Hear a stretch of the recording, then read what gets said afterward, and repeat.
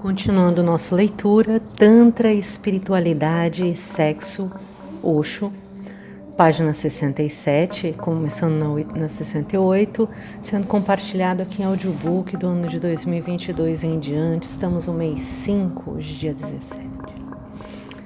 O quão frequentemente a pessoa deveria se entregar ao sexo a fim de ajudar e não atrapalhar o processo da meditação. O quão frequentemente a pessoa deveria se entregar ao sexo a fim de ajudar e não atrapalhar o processo da meditação. A questão surge porque continuamos entendendo mal. O seu ato sexual e o ato sexual tântrico são basicamente diferentes. O seu ato sexual é para descarregar, é como um espirro. Um bom espirro. A energia é jogada fora e você fica aliviado. Ele é destrutivo e não criativo. Ele é bom, é terapêutico, ajuda-o a ficar relaxado, porém nada mais do que isso. O ato sexual tântrico é básica e diametralmente oposto e diferente. Ele não é descarregar, não se deve atirar a energia fora. Deve-se permanecer no ato sem ejaculação, sem jogar a energia fora, permanecendo imerso no ato, apenas na parte inicial do ato e não na parte final. Isso muda a qualidade. A qualidade completa é então diferente. Tente entender duas coisas. Existem dois tipos de clímax, dois tipos de orgasmo. Um tipo de orgasmo é conhecido, você atinge o clímax da excitação, então não pode ir além, chegou o final. A excitação chega a um ponto onde ela se torna involuntária. A energia salta em você e vai para fora. Você se livra dela, fica aliviado. O fardo é jogado fora e você pode relaxar e dormir. Você o está usando como um tranquilizante. Ele é um tranquilizante natural. Um bom sono se seguirá se sua mente não estiver oprimida pela religião. Do contrário, mesmo o tranquilizante é destrutivo. Se a sua mente não estiver oprimida pela religião, somente então o sexo poderá ser algo tranquilizador. Se você se sentir culpado, o seu sono será perturbado. Você sentirá depressão, começará a se condenar e a fazer juramentos de que agora não mais. Depois dele, o seu sono se tornará um pesadelo.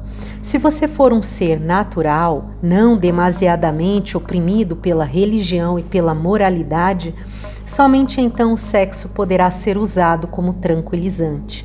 Este é um tipo de orgasmo, chegar ao ápice da excitação. O Tantra está centrado num outro tipo de orgasmo. Se chamarmos o primeiro tipo de pico, poderemos chamar esse de vale.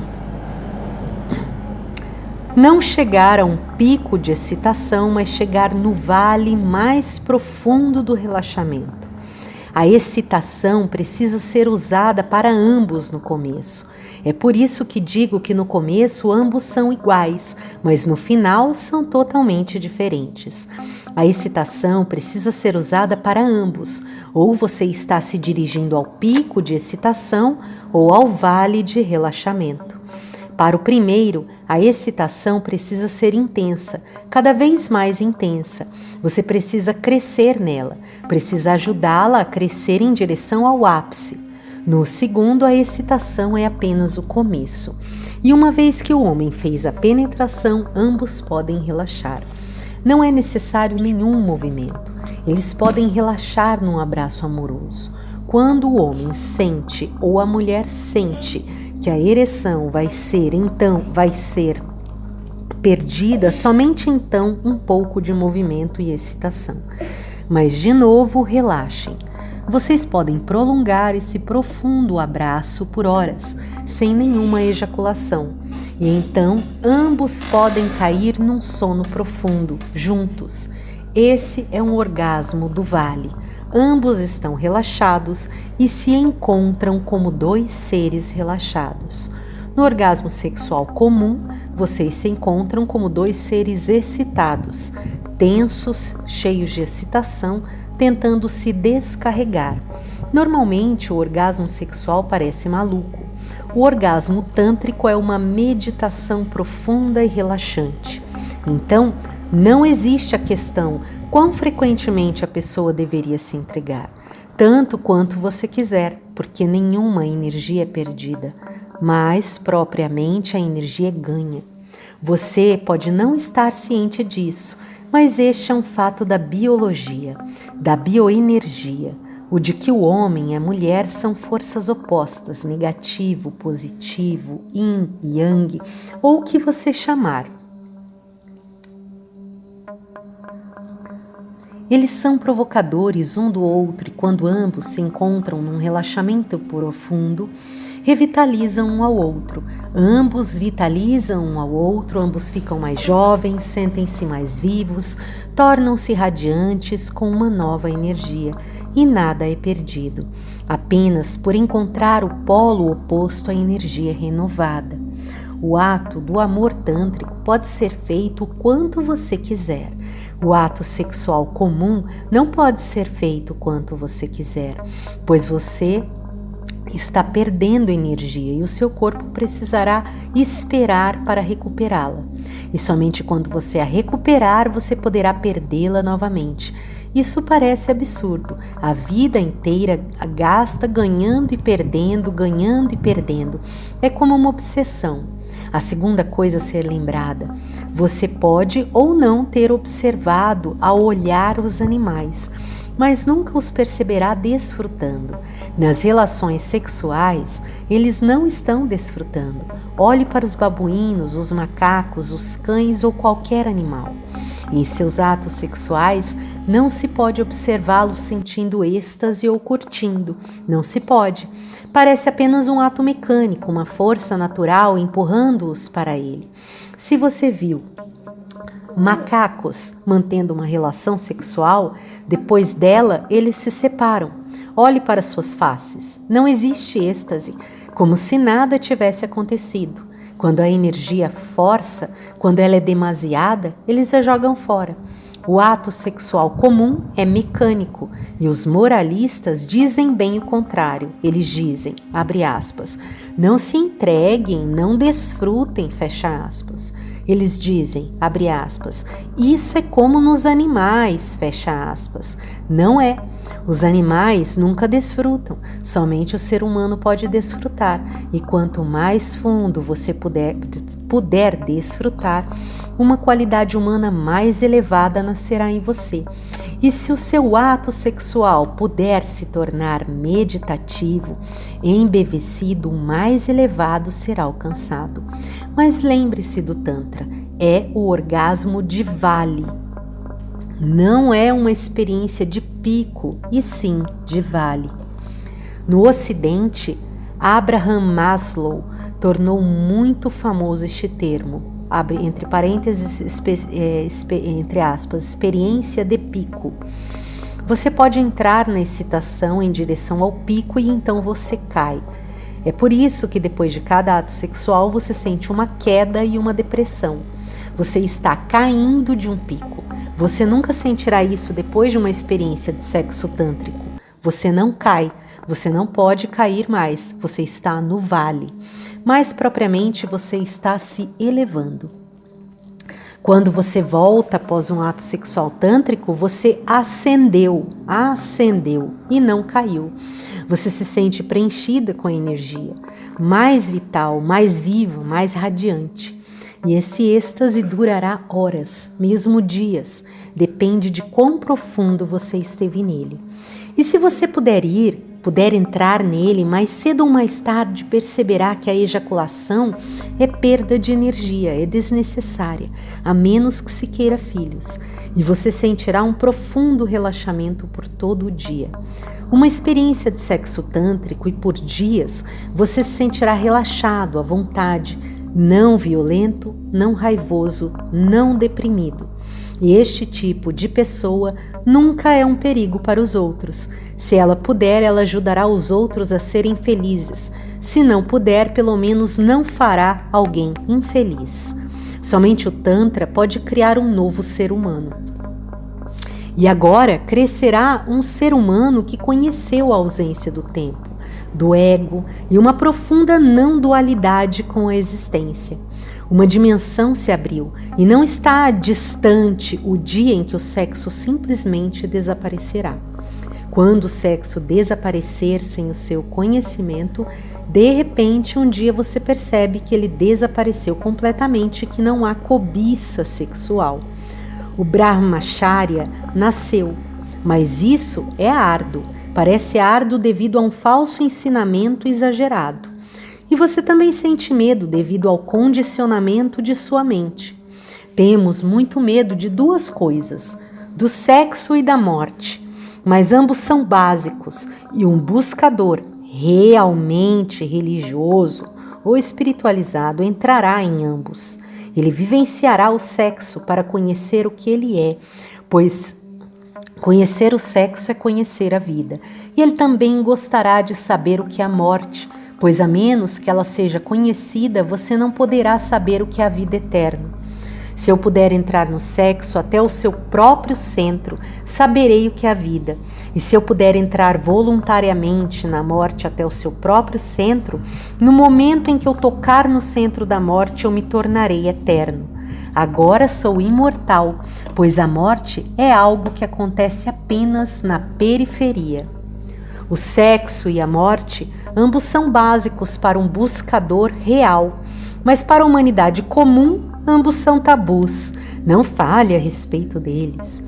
E ambos são básicos e profundamente relacionados. Eles são tão profundamente relacionados que mesmo ao entrar no sexo, você entra numa certa morte, pois você está morrendo. O ego, o tempo e a sua individualidade estão desaparecendo. Você está morrendo. O sexo é também uma morte sutil. E se você puder saber que o sexo é uma morte sutil, a morte poderá se tornar um grande orgasmo sexual. Um Sócrates entrando na morte não fica com medo. Em vez disso, ele fica muito entusiasmado, emocionado, excitado para saber o que é a morte. Uma profunda boas-vindas em seu coração. Por quê? Porque se você conheceu a pequena morte do sexo e conheceu a bem-aventurança que segue a ele, você gostará de conhecer a morte maior. Uma bem-aventurança maior está oculta atrás dela. Mas para nós, ambos são tabus. E para o Tantra, ambos são dimensões básicas de busca. A pessoa precisa passar por eles. Então alguém perguntou, se a pessoa vivencia a meditação como um levantar da Kundalini pela passagem espinhal, ter orgasmo não esgota as energias meditativas da pessoa? Todas as questões, basicamente, não têm o entendimento do que é o ato sexual tântrico. Normalmente é assim, se a sua energia subir, se a sua Kundalini se levantar e correr para cima em direção à cabeça, você não poderá ter o orgasmo comum. E se você o tentar, ficará num profundo conflito interior, pois a energia está subindo e você está forçando-a para baixo. Mas o orgasmo tântrico não é uma dificuldade, e sim uma ajuda. A energia se movendo para cima não é contraditória ao orgasmo tântrico. Você pode relaxar e esse relaxamento com o ser amado ajudará a energia a se mover para cima. No ato sexual comum é uma dificuldade. E é por isso que todas essas técnicas não tântricas são contra o sexo, pois elas não sabem que o orgasmo de vale é possível. Elas conhecem apenas o orgasmo comum, e ele se torna um problema para elas. Para a yoga, ele é um problema, pois a yoga está tentando forçar a sua energia sexual para cima. Isso é chamado Kundalini, sua energia sexual se movendo para cima. No ato sexual, ela se move para baixo e a yoga dirá, seja celibatário, pois se você estiver fazendo ambos, estará criando caos em seu sistema. Você está criando caos ao tentar, por um lado, puxar a energia para cima e, por outro, tirar a energia para fora, para baixo. É por isso que as técnicas de yoga são contra o sexo. Mas o Tantra não é contra o sexo, pois o Tantra tem um tipo diferente de orgasmo, um orgasmo de vale, o qual pode ajudar. E não são criados caos nem conflito, mas propriamente ele será de ajuda. Se você estiver escapando, se você for um homem, se você for um homem que foge das mulheres, ou for uma mulher que foge dos homens, não importa o que você faça. O outro permanecerá em sua mente e continuará a puxá-lo para baixo. Isso é paradoxal, mas é uma verdade. Enquanto estiver num profundo abraço com o ser amado, você poderá esquecer o outro. Somente então você se esquece do outro. Um homem se esquece de que a mulher existe, uma mulher se esquece de que o homem existe. Somente num profundo abraço o outro não existe. E quando isso acontece, sua energia pode fluir facilmente. Do contrário, o outro fica puxando para baixo. Assim, a yoga e as técnicas comuns fogem do outro sexo. Elas precisam fugir, ficar alertas, continuamente lutando e controlando. Mas se você estiver contra o sexo oposto, esse próprio antagonismo será um esforço constante que fica puxando você para baixo. O Tantra diz que nenhum esforço é necessário. Fique relaxado com o outro. Nesse momento relaxado, o outro desaparece e a sua energia pode fluir para cima. Mas isso acontece somente quando você estiver num vale, e ela flui para baixo quando você estiver num pico. Mais uma questão. Na noite passada, você disse que o ato... Isso é quando ele fala cada questão e pergunta, são as pessoas perguntando e ele vai falando sobre. Então, aqui mais uma questão. A questão é a seguinte: na noite passada, você disse que o ato sexual deveria ser lento e sem pressa. Mas você também disse que a pessoa não deveria ter qualquer controle sobre o ato sexual e que a pessoa deveria se tornar total. Isso me confunde. Então ele respondeu: isso não é controle. O controle é algo totalmente diferente e o relaxamento é diferente. Você está relaxando nele e não o controlando. Se você estiver controlando-o, não haverá relaxamento. E mais cedo ou mais tarde você ficará com pressa de terminá-lo, pois o controle é um esforço. E todo o esforço cria tensão. E a tensão cria uma necessidade, uma urgência para se aliviar. Isso não é controle. Você não está resistindo a algo, você simplesmente não está com pressa, pois o sexo não é para se ir a algum lugar. Você não está indo a lugar algum e ele é simplesmente uma brincadeira, não existe objetivo. Nada é para ser alcançado, então para que a pressa? Mas a pessoa está sempre, em cada ato seu, totalmente presente. Se você estiver com pressa em tudo, você também ficará com pressa em seu ato sexual, porque você estará ali. Você, aí ele pontua aqui em itálico, porque você estará ali. Então, lembrando que ele estava falando lá que até o você se dissolve, o eu, a pessoa, a identificação. E aí fica presente a experiência sinestésica. Uma pessoa muito ligada no tempo também ficará com pressa em seu ato sexual, como se o tempo estivesse sendo desperdiçado. E essa questão ali do você é a mesma coisa que observou o William Reich, lá quando ele tratava com orgasmoterapia, que o Osho fala, esse você, né, essa identificação, ela se perde porque a pessoa fica no movimento sinestésico. O que ele observou nos casos clínicos lá, o Reich? Que quando a pessoa transcendia tudo, inclusive, em especial, essa questão da opressão religiosa e outras, sociais, culturais, etc., não tinha projeção ou fantasia mental, como se a fantasia mental fosse uma necessidade de recurso, né, de suprir ou de influenciar ou de tendenciar a experiência do prazer. Então, o que ele falava é que quando a pessoa transcende isso, ela fica tão no presente que não tinha, foi observância de vários casos clínicos do Reich, que não tinha essa presença de nenhuma associação, por exemplo, com pessoas do passado, ou memórias, e nenhuma criação, numa projeção mental, assim, uma fantasia sexual mental, imagética que tendenciasse. porque a pessoa estava totalmente no presente. Ele descreveu daquela forma, né? O Rate, no livro dele, A Função do Orgasmo, é basicamente bem parecido com o que o Osho está falando aqui, e o Osho também já tinha, não sei se nesse, até ele fazer esse livro já tinha lido, mas ele já comenta o Rate em vários livros. Esse daqui provavelmente, que eu acho que ele citou no começo. Então tem essa coisa dele falar, você, quando está com pressa no ato sexual, você estará ali. Ele põe itálico, você é que tipo é a identificação da pessoa, você, o eu, o outro. E uma pessoa muito ligada no tempo, ele fala, também ficará presa em seu ato sexual, como se o tempo estivesse sendo desperdiçado. Desse modo, pedimos por café instantâneo e sexo instantâneo. Com o café é bom, mas com o sexo é simplesmente absurdo. Não pode haver sexo instantâneo. Ele não é trabalho e não é algo no qual você possa se apressar. Através da pressa você o destruirá, você perderá o ponto.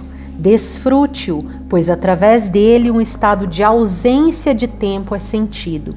Se você estiver com pressa, então esse estado não poderá ser sentido. Quando o Tantra diz para não ter pressa, para desfrutar lentamente, como se você fosse dar um passeio pela manhã sem ir ao escritório, isso é algo diferente.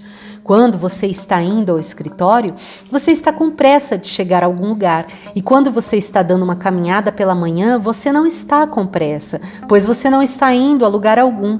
Você está simplesmente indo. Não há pressa nem objetivo e você pode retornar a partir de qualquer ponto. Este estado de ausência de pressa é básico para criar o vale. Senão, o pico será criado. E quando se diz isso, não se quer dizer que você possa controlar. Você não precisa controlar a sua excitação, pois isso é contraditório. Você não pode controlar a excitação, e se o fizer, estará criando uma excitação dupla.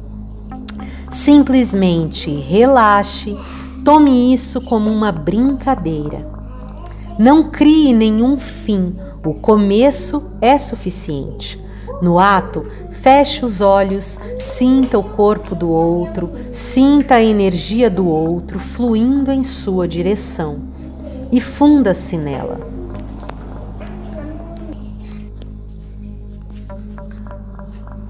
O começo é suficiente. No ato, feche os olhos, sinta o corpo do outro, sinta a energia do outro fluindo em sua direção e funda-se nela, dissolva-se nela. Ela virá. O velho hábito pode persistir por alguns dias. Ele irá embora. Mas não force a ir embora e apenas continue relaxando, relaxando, relaxando. E se não houver ejaculação, não sinta que algo saiu errado, pois o homem sente que algo saiu errado. Se não houver ejaculação, ele sente que algo saiu errado. Nada saiu errado e não sinta que você perdeu algo, você não perdeu. No começo, será sentido como perder algo, pois a excitação e o pico não estarão presentes. E antes que o vale venha, você sentirá que está perdendo algo, mas esse é apenas um velho hábito. Dentro de um período, dentro de um mês ou 3 semanas, o vale começará a aparecer. E quando o vale aparecer, você se esquecerá de seus picos. Então nenhum pico vale a pena. Mas você precisa esperar e não force, não controle, apenas relaxe.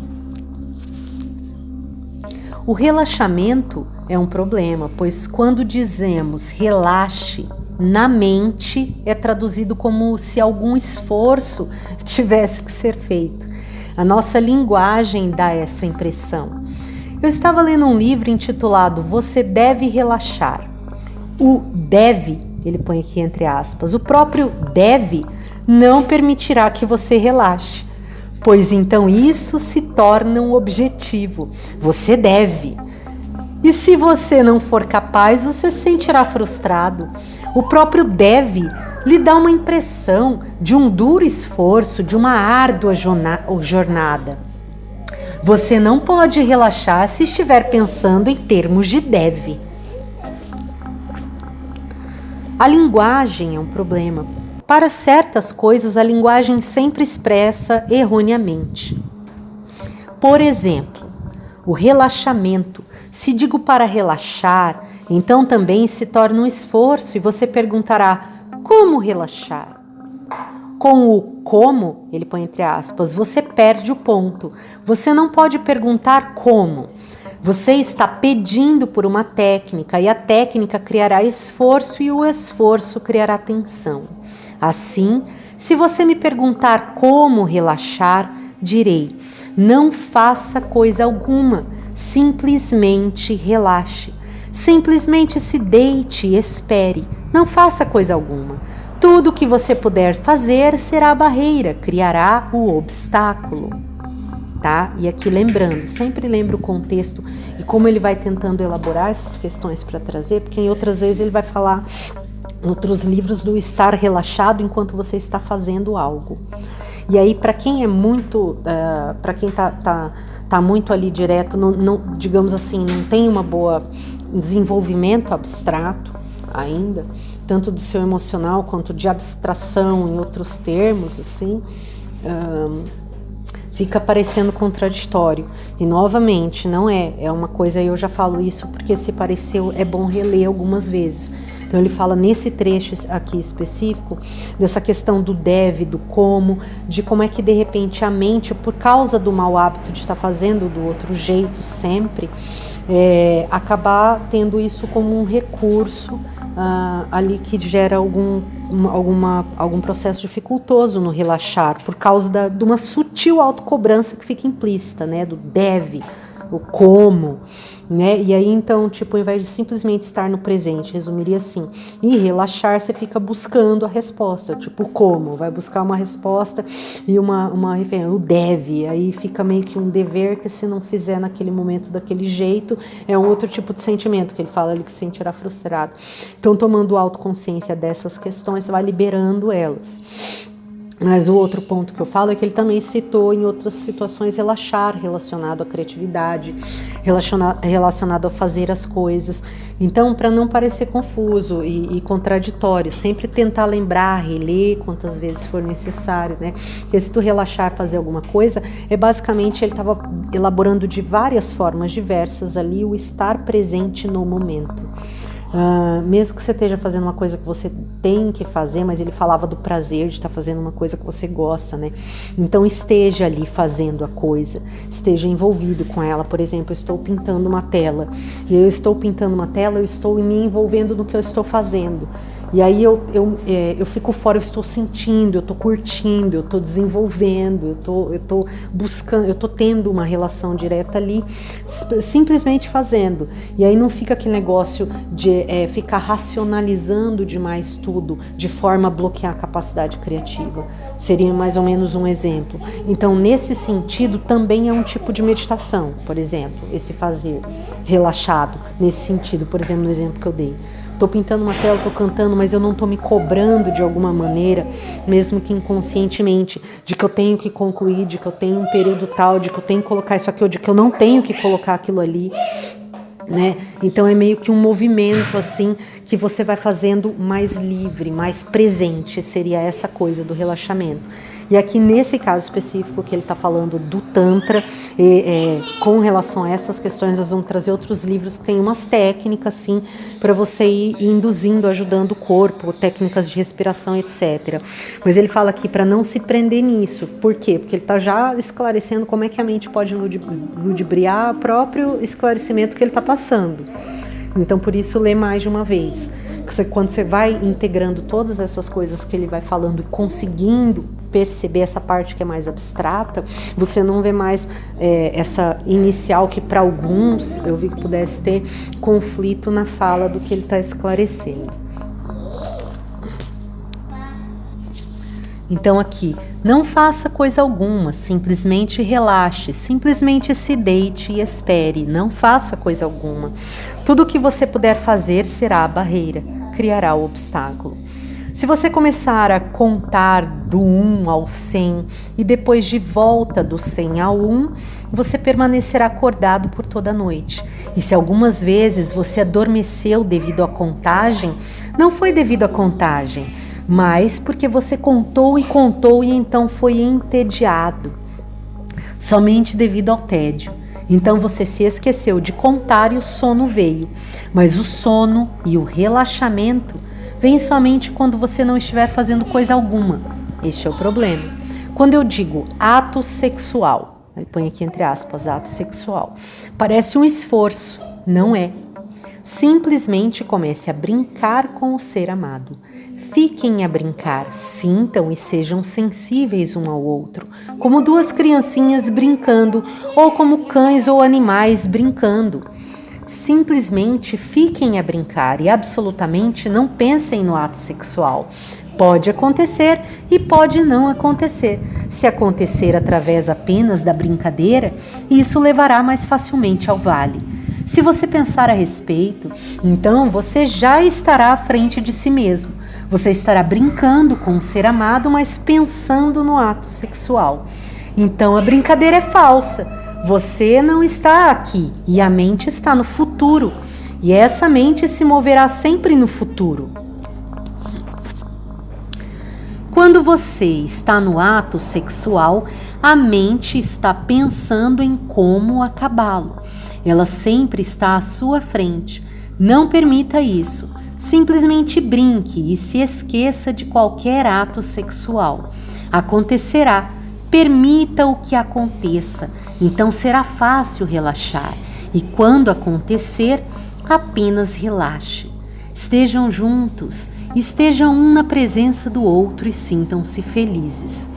Negativamente, algo pode ser feito. Por exemplo, quando você fica excitado, você respira rápido, pois a excitação necessita de uma respiração rápida. Para o relaxamento, é bom e de ajuda se você respirar fundo. Lentamente, respirando muito sossegada e tranquilamente. Então, o ato sexual pode ser prolongado. Não converse, não diga nada, pois isso cria perturbação. Não use a mente, e sim o corpo. Use a mente somente para sentir o que está acontecendo. Não pense, apenas sinta o que está acontecendo. A calidez e o amor que estão fluindo, a energia que está em contato. Apenas sinta. Fique atento a ela e isso também não deveria ser feito como um esforço. É flutuando sem esforço. Somente então aparecerá o vale e quando ele aparecer você estará transcendendo. Uma vez sentido e percebido o vale, o orgasmo relaxado, isso já é uma transcendência. O sexo não está ali, agora ele se tornou uma meditação, um samadhi. Até aqui, página 77.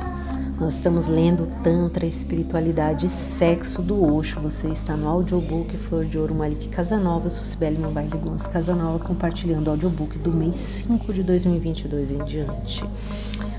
E o próximo é um capítulo Tantra, o caminho da entrega. Continuando nossa leitura, Tantra, o caminho da entrega. Nós estamos agora na página 78, lendo Tantra, Espiritualidade e Sexo, do Osho. E você está no audiobook Flor de Ouro Malik Casanova. Eu sou Sibeli Manvaile Gomes Casanova, compartilhando aqui esse livro do mês 5 de 2022 em diante. Tantra, o caminho da entrega. Se o amor não puder ajudá-lo a entrar em meditação, nada ajudará. A primeira pergunta. Osho, por favor, explique-se as técnicas do Vijnanabhairava Tantra que discutimos até agora pertencem à ciência da yoga ou ao assunto presente central do Tantra. E qual é o assunto central do Tantra? Esta questão surge em muitos. As técnicas que discutimos também são usadas pela yoga. As mesmas técnicas, mas com uma diferença. Pode-se usar a mesma técnica com uma filosofia atrás dela muito diferente. A estrutura e o fundo diferem, e não a técnica. A yoga tem uma atitude diferente em relação à vida, justamente a contrária ao Tantra. A yoga acredita na luta e é basicamente o caminho da vontade. O Tantra não acredita na luta e não é o caminho da vontade. Aí só esclarecendo aqui que ele está falando sobre o Tantra, e aí ele está falando também sobre a Yoga para ter um contraponto. Entretanto, não tomem como se ele estivesse falando bem ou mal da Yoga. Ele também tem um livro só sobre a Yoga e tem alguns outros títulos que ele esclarece sobre chave e fechadura, metaforicamente falando. Ou seja, qual é o recurso que você está usando para abrir as portas certas e fechar aquelas que não servem. Então, ele vai pontuando qual é a proposta. Ele também, algumas vezes, e nesse livro mesmo, ele pontuou um padrão, assim, talvez, da própria pessoa, a partir do ponto do qual ela está partindo para fazer o seu processo de desenvolvimento pessoal. Então, basicamente, o ideal de se entender em toda a estrutura do que ele vai construindo para tentar ajudar através da parte que vai pelo conhecimento, né? E aí até chegar nas práticas, é basicamente também observar essa questão, né? Tipo, ele está falando do Tantra, da Yoga, fazendo uma comparação, mas aqui ele está falando dos benefícios do Tantra, e a Yoga, ela está como uma parte para a gente ter um contraponto, mas ele também tem livros falando só da Yoga. E aí ele tem a parte mais interessante para poder integrar todo esse conhecimento que ele vai abordando, que é qual é a diferença de cada uma como uma ferramenta de elevação, vamos dizer assim, uma ferramenta de transcendência, uma ferramenta de cura, etc., uma ferramenta de elevação espiritual, de elevação de consciência, e também alguns títulos ele pontua até, digamos assim, padrões na personalidade da pessoa, o que tendencia mais para um lado ou outro, né? Talvez o que um tipo precisa mais para o seu desenvolvimento, e outro tipo talvez precise de uma outra ferramenta para o seu desenvolvimento, né? Para pegar e passar esse primeiro processo da estrutura, onde você tem que ir integrando a parte material e compreendendo essas questões da psique até chegar num ponto onde se transcenda, né, de fato, onde se tem autodomínio do ser, né, tendo autoconsciência de si. Então, bom pontuar isso, já acrescentando que se você pegar só esse livro, chegou só nesse livro agora, e de repente fica aparecendo, né, para a pessoa que ele vai falando da Yoga, e aí, lógico, vai tender para o Tantra, que aqui a proposta é falar do Tantra, mas não levar para esse lado, que estaria sendo uma interpretação precipitada da coisa, tá? Já que ele também já falou do Yoga e também já falou de benefícios da Yoga e outros títulos. Então, atentem para essa questão. Mas aqui ele está falando especificamente do Tantra, então, lógico, ele vai direcionar, né, isso para aqueles que estão buscando alguma coisa dentro da proposta do Tantra, né? E aqui, lógico, o Tantra tem uma relação direta com o Tao, que ele citou só aqui uma vez, mas quem for se aprofundar no Tao estaria naquele caminho da não resistência ao crescimento e, ao mesmo tempo, da não ação que ele fala, né? E a não ação é um negócio muito mais profundo ali, não é ficar sem fazer nada. É a não ação no sentido de que você não vai impor uma força, uma violência, seja vibratória, seja mental, seja emocional, para conseguir algo. Mas você vai entender como é que funciona o fluxo do todo e começar a atuar da forma, entre as, vou pôr correta, né? Porque esse termo correto vai ter diferentes nuances aí na mente de cada um. Mas na forma correta, no sentido que beneficia o ser na sua individualidade, obviamente, mas também não prejudica os demais para que ele se beneficie. Então, aí nesse sentido, que a pessoa pode se ajudar sem ficar prejudicando os demais para isso, e flui. Esse é o sentido da não ação. Mas lógico, a pessoa vai estar em ação, não é que ela vai ficar parada. Então, esses ensinamentos, eles são bastante profundos. É uma coisa assim para se ler, reler, não pegar interpretações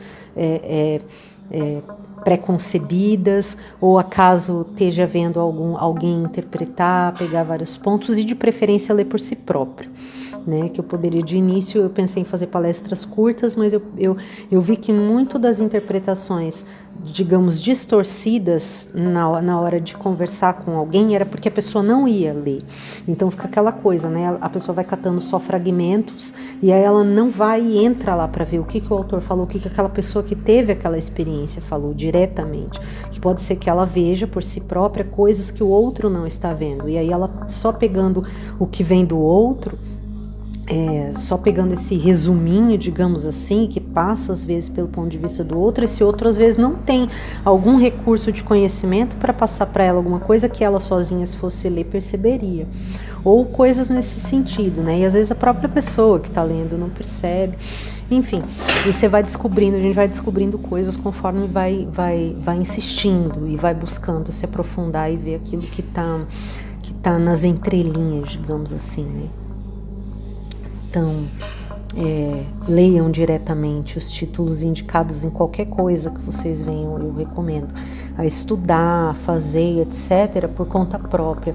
E não fiquem pegando só os rascunhos, né? Só os pedaços, porque, e principalmente as interpretações específicas, principalmente quando entra em questão a espiritualidade, que a espiritualidade, principalmente quando está aqui o quesito religião, aquele que passa na religião, às vezes ele tende a passar o olhar dele do ponto de vista da religião dele, né? E boa parte das pessoas, tem aí um grupo de pessoas que às vezes ele é de uma religião, né, e ele fala da outra, mas ele não conhece a outra, né?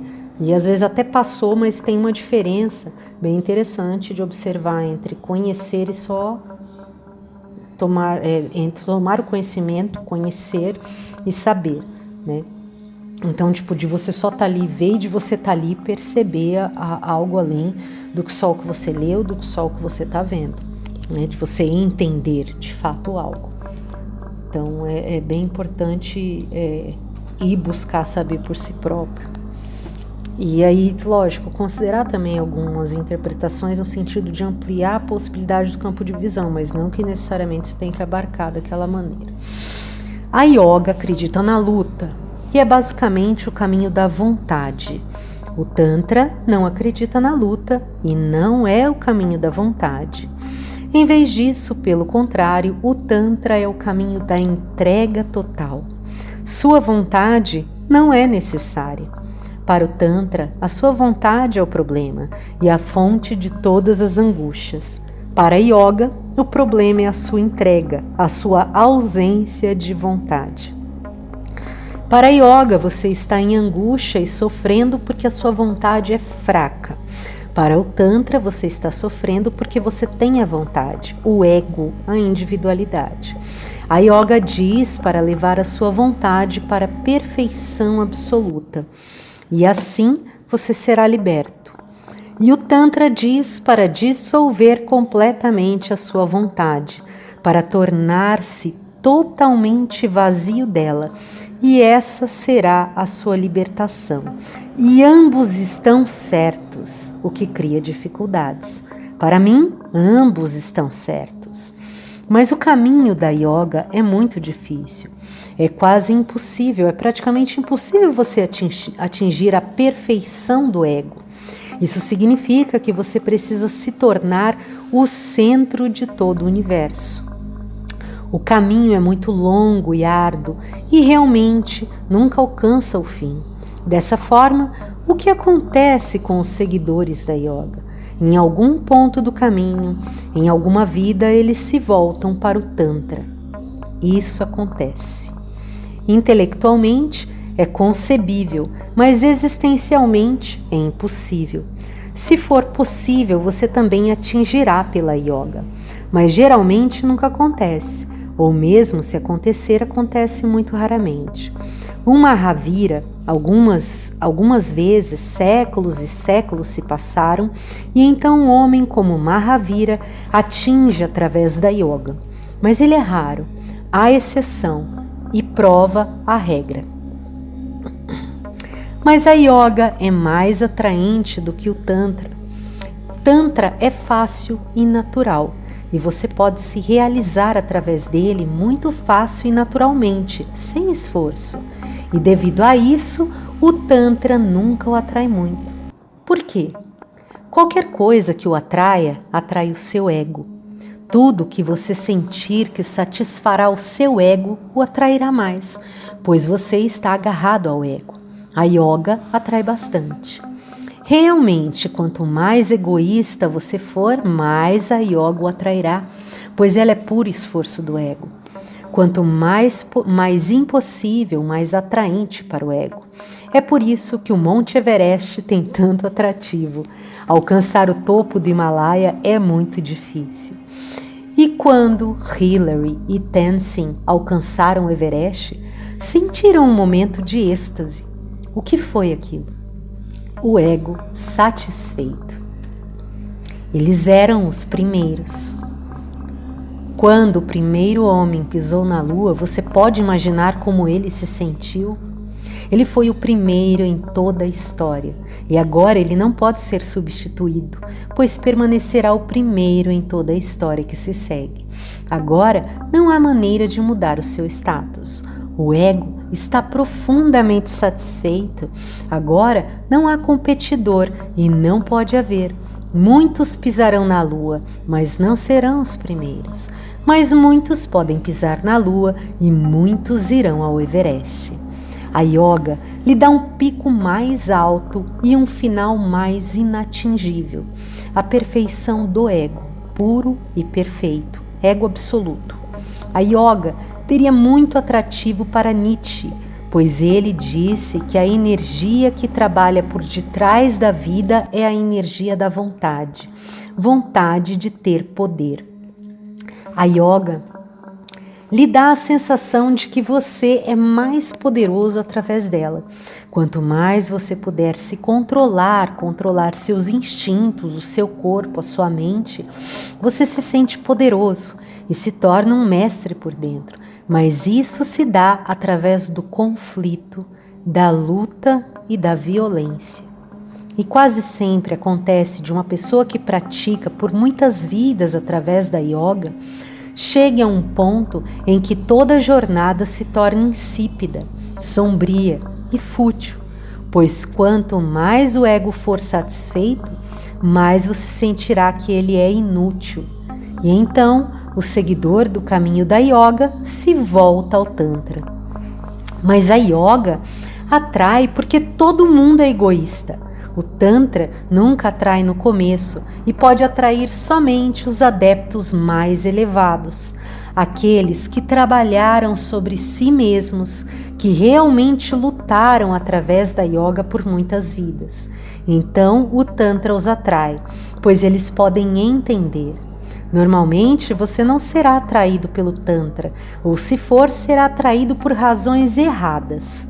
Assim, tente compreendê-las também. Você não será atraído pelo Tantra no início, pois ele lhe pede que você se entregue e não lute. Ele lhe pede para flutuar e não nadar.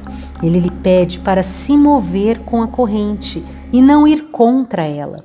Ele lhe diz que a natureza é boa, confie na natureza, não brigue com ela. Mesmo o sexo é bom, confie nele, siga-o, flua nele, não lute.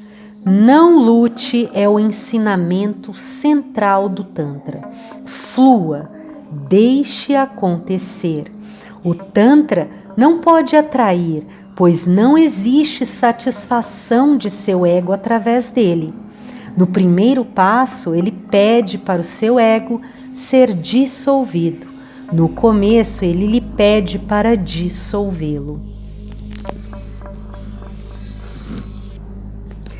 A yoga também lhe pedirá a dissolução do ego, mas no fim. Primeiro, ela lhe pedirá para purificá-lo, e quando ele for purificado completamente, ele se dissolverá. Ele não poderá permanecer, mas na yoga isso é o final e no Tantra o começo. Portanto, geralmente o Tantra não atrai, e se o faz por razões erradas. Por exemplo, se você quiser se comprazer com o sexo, então poderá racionalizar a sua indulgência através do Tantra. Esse pode se tornar o atrativo. Se você quiser abusar do vinho, das mulheres e de outras coisas, você poderá se sentir atraído pelo Tantra, mas realmente você não estará atraído por ele. O Tantra é uma fachada, um truque. Você estará atraído por outra coisa, a qual você acha que o Tantra lhe permite. Dessa maneira, o Tantra sempre atrai por razões erradas. Então, basicamente, é a mesma coisa que só fazendo um adendo, que é que acontece, que eu também vi sendo falado no Kama Sutra, né, que a maioria das pessoas conhece só como um livro de posições. Só que o Kama Sutra tem um monte de questões ali, que ele trabalha o despertar dos sentidos, por isso que eles falam dos banhos, dos incensos, da música, né, primeiro 5 sentidos. Tem outras questões que não têm a ver com sexo, mas com coisas cotidianas, no trato, no tato de um com o outro, tanto o casal quanto com as outras pessoas mais próximas. Então, eles são todo um desenvolvimento mais profundo, né, do indivíduo. E aí o que seria basicamente resumir a razão errada é ir por exemplo, quando a pessoa vai pelo sexo com aquela cabeça do sexo de senso comum que ela tem, achando que isso vai trazer alguma coisa e que não é a proposta. Então, nesse sentido, ele fala, vai pelas razões erradas. O Tantra não é para ajudar a sua indulgência, mas para transformá-la. Portanto, não se engane. Através do Tantra, você pode se enganar muito facilmente. E devido a essa possibilidade de engano, Mahavira não prescreveria.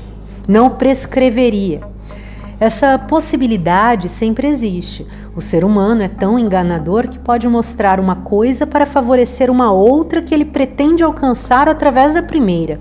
Ele pode racionalizar. Por exemplo, na China antiga, havia algo como o Tantra, uma ciência secreta. Ela é conhecida como Tao. O Tao tem tendências semelhantes ao Tantra. Por exemplo, o Tao diz que se você quiser ficar livre do sexo, é bom você não se apegar a uma pessoa, uma mulher ou um homem. Você não deveria se apegar a alguém se você deseja ser livre.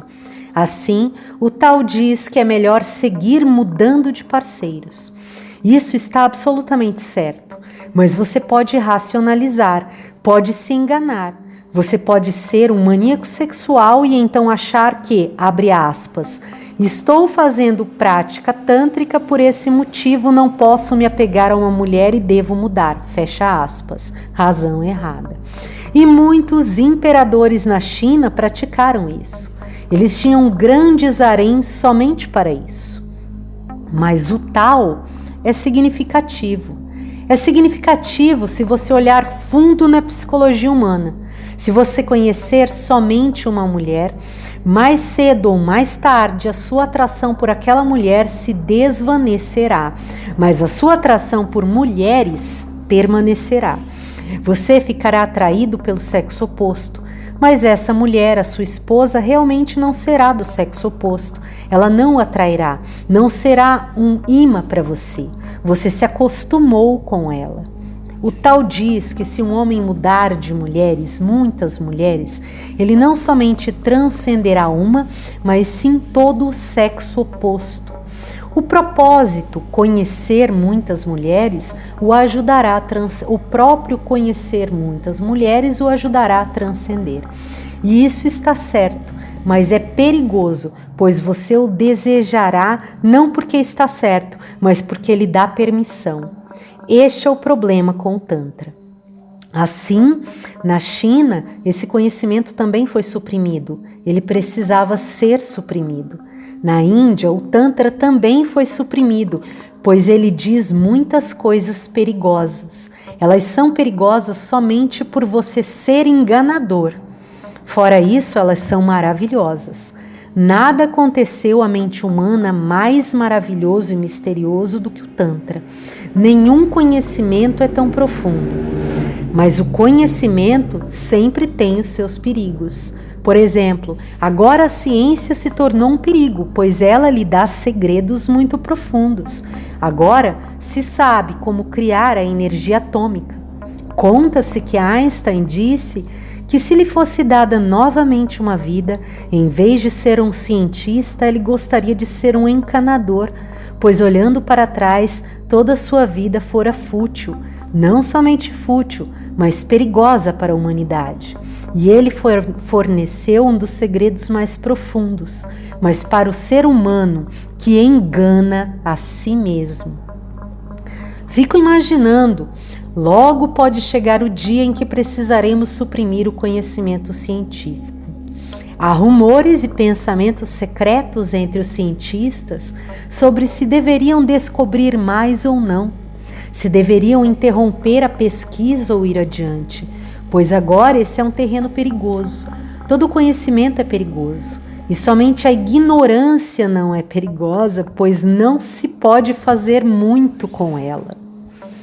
Olha que olhar interessante, né, o que ele põe. É outro ponto onde a própria ignorância, ao fazer algum julgamento, julgaria totalmente errado.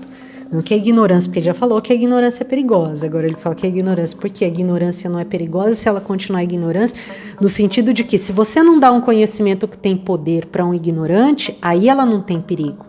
Agora um ignorante ou um ser que engana a si mesmo, o conhecimento para esse ser é perigoso. Perigoso não só para ele próprio, quanto para os demais. Por isso que você vê muitas das pessoas que se aprofundam nesses textos, elas pontuam sobre a questão de códigos, não no sentido de ser uma coisa igual na interpretação supersticiosa da coisa, mas eles falam que códigos protetivos do conhecimento mais profundo, né?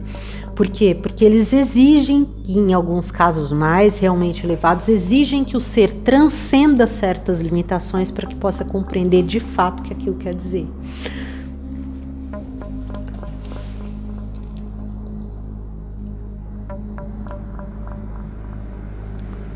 Aqui, as superstições são sempre boas, nunca perigosas, homeopáticas. Dê o remédio, uma coisa é certa, ele não lhe fará mal, depende de suas próprias ilusões se ele vai ou não auxiliá-lo, mas uma coisa é certa, ele não vai prejudicá-lo. A homeopatia é inofensiva, ela é uma profunda superstição e pode somente ajudar. Aqui, ó, sendo irônico esse trecho inteiro. Lembre-se, se uma coisa pode somente ajudar, então ela é superstição. Se ela puder fazer as duas coisas, ajudar e prejudicar, somente então ela é um conhecimento. Uma coisa real pode fazer ambos, ajudar e prejudicar. Somente uma coisa irreal pode apenas ajudar. Mas então, a ajuda nunca vem da coisa. Ela é sempre uma projeção da sua própria mente. Assim, de uma certa maneira, coisas irreais e ilusórias são boas, pois nunca o prejudicam. O Tantra é ciência, e mais profunda do que o conhecimento atômico, pois a ciência atômica está preocupada com a matéria, e o Tantra está preocupado com você. E você é sempre mais perigoso do que qualquer energia atômica. O Tantra está preocupado com o átomo biológico, você, a célula viva, a própria consciência da vida e como ela funciona, o mecanismo interno. É por isso que o Tantra se interessa tanto pelo sexo. A pessoa que está interessada na vida e na consciência ficará automaticamente interessada no sexo, pois o sexo é a fonte da vida, do amor e de tudo o que está acontecendo no mundo da consciência. Desse modo, se um buscador não estiver interessado no sexo, ele de modo nenhum é um buscador. Ele pode ser um filósofo, mas não é um buscador. E a filosofia é mais ou menos um contrassenso, pensando sobre coisas que não têm utilidade. Ouvi dizer, Mullah Nasruddin estava interessado numa garota, mas ele não tinha sorte com as mulheres, nenhuma gostava dele, e ele ia encontrar essa garota pela primeira vez. Então perguntou a um amigo: qual é o seu segredo? Você é muito sortudo com as mulheres? Você simplesmente as hipnotiza e eu sou sempre um fracasso? Me dê alguma dica. Esse é o meu primeiro encontro com a garota, então me passe alguns segredos. Fecha aspas. E o amigo disse: lembre-se de 3 coisas. Fale sempre de comida, de família e de filosofia. Fecha aspas. Por que sobre comida? Perguntou o mulá. O amigo respondeu: fale de comida, porque então a garota se sente bem, pois toda mulher está interessada em comida. Ela é o alimento das crianças e de toda a humanidade, por isso ela está basicamente interessada em comida. E Mulá disse: tudo bem, e por que família? E o homem respondeu: Fale sobre a família dela, então as suas intenções parecerão respeitáveis. E então Mulá perguntou: e por que sobre filosofia? E o homem disse: fale sobre filosofia, pois isso faz com que ela se sinta inteligente. Então Mulá se apressou e assim que viu a garota perguntou: oi, você gosta de macarrão? Surpresa, a garota respondeu: não. Então Mulá fez a segunda pergunta: você tem irmão? A garota ficou ainda mais surpresa. Que tipo de encontro é esse? E disse não. Por um momento Mulá ficou perdido, pensando em como começar com a filosofia. Mas ele começou. Apenas por um momento ele ficou perdido e então perguntou: e se você tivesse um irmão, ele gostaria de macarrão? Isso é filosofia. Muito bom, recomendo ler mais de uma vez. Tem muita coisa nessa história. Isso é filosofia. Ela é mais ou menos um contrassenso. O Tantra não está interessado em filosofia, mas na vida real e existencial. Desse modo, o Tantra nunca pergunta se existe Deus, moksha ou céu e inferno. Não. O Tantra faz perguntas básicas sobre a vida e é por isso que tem tanto interesse no sexo e no amor. Eles são básicos. Você existe através deles, é parte deles. Você é um jogo de energia do sexo e nada mais. E a menos que você entenda esta energia e a transcenda, você nunca será outra coisa além disso. Neste exato momento, você nada mais é do que energia sexual. Você pode ser mais, porém, se não entender isso e não a transcender, você nunca será mais. A possibilidade é apenas uma semente. É por isso que o Tantra se interessa pelo sexo, pelo amor e pela vida natural.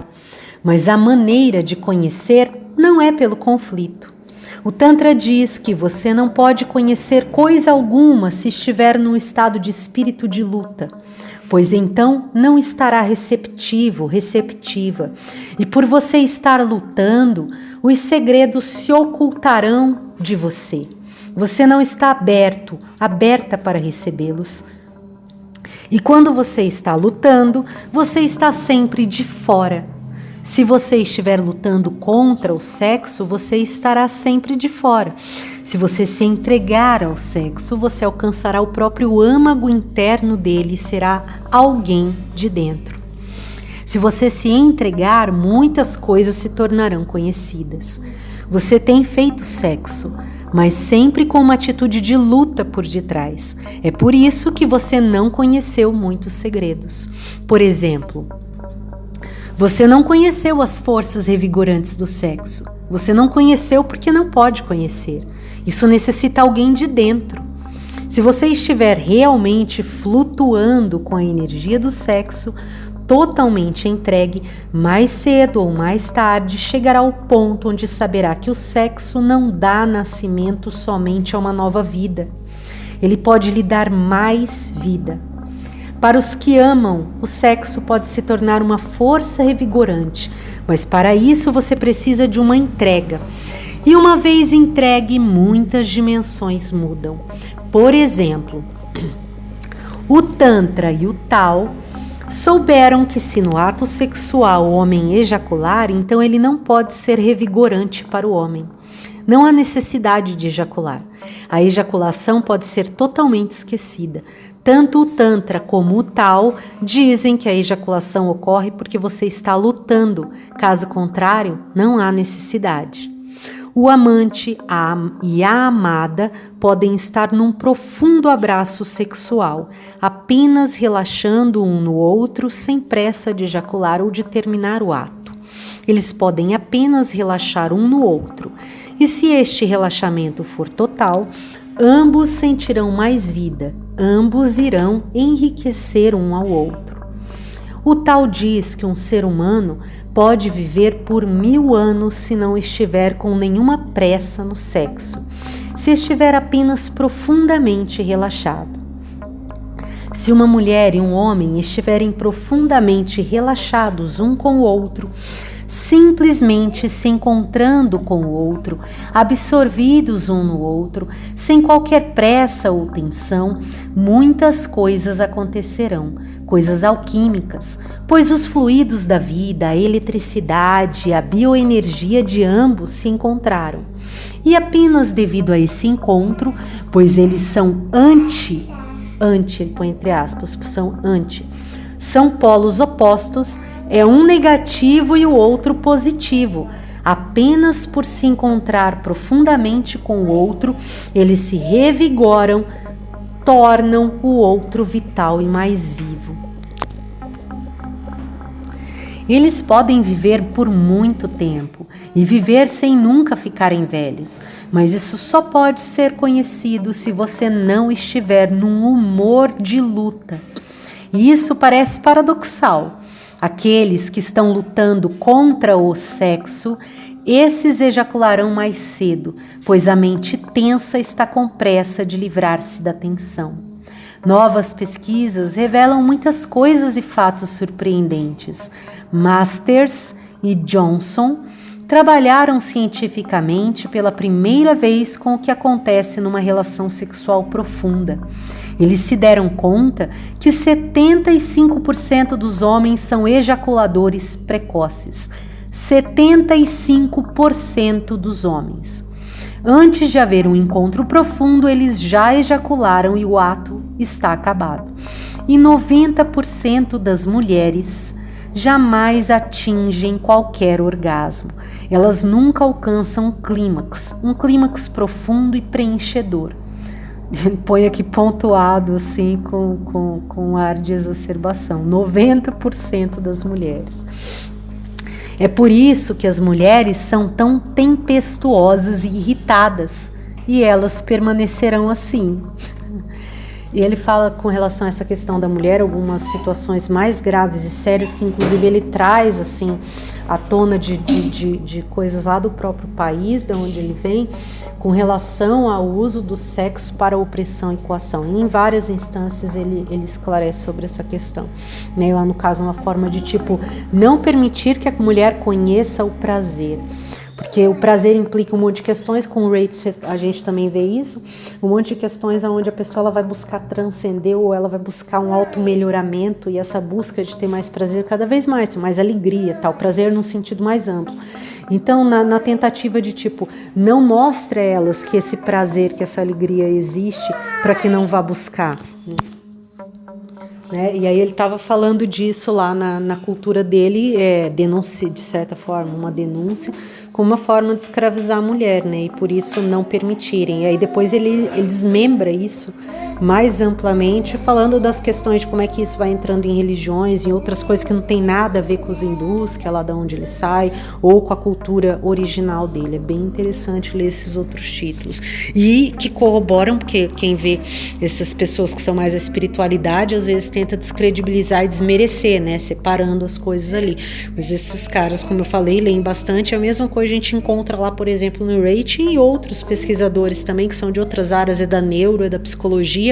Alguns você vê que depois alcançaram algum desenvolvimento junto com os processos de meditação, né, como foi Bruce Lipton, Greg Barden, entre outros, aí o Amit Goswami. Só que tem alguns outros que eles descobrem isso, você vê lá que bate perfeitamente bem, e eles não tinham nenhuma inclinação religiosa ou espiritual, entende? Mas eles vão fazendo os tratamentos dos seus pacientes e descobrindo essas mesmas questões ali, um lá na psicanálise, o outro lá na neuro, o outro lá em outra instância, né? Então tem assim, N livros e pesquisas aí a respeito. Novas pesquisas revelam muitas coisas e fatos surpreendentes, até onde a gente foi, está falando das mulheres.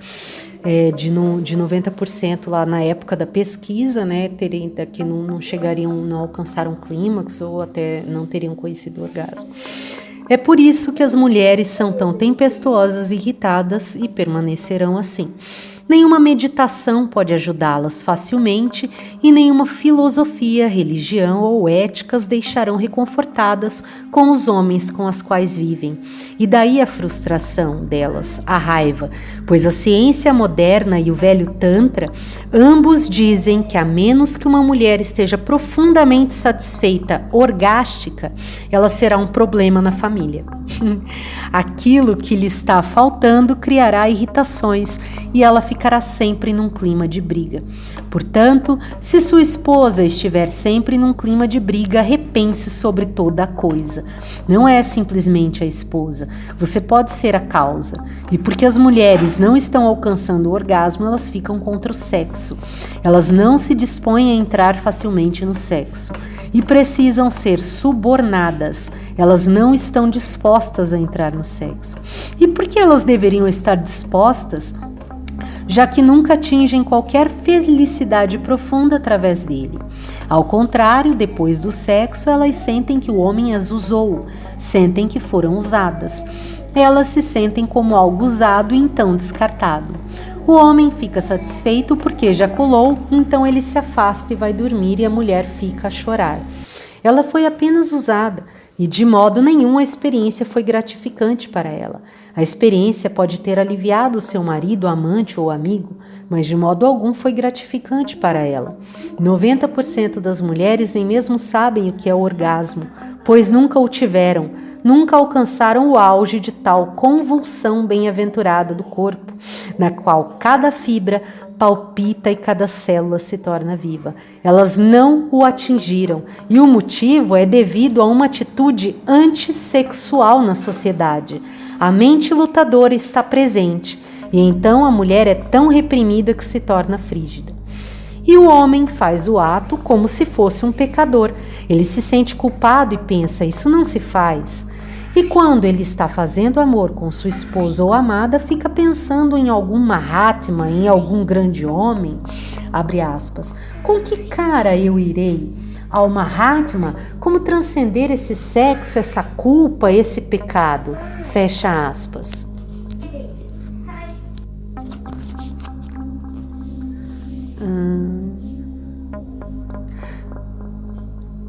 Como transcender esse sexo, essa culpa, esse pecado?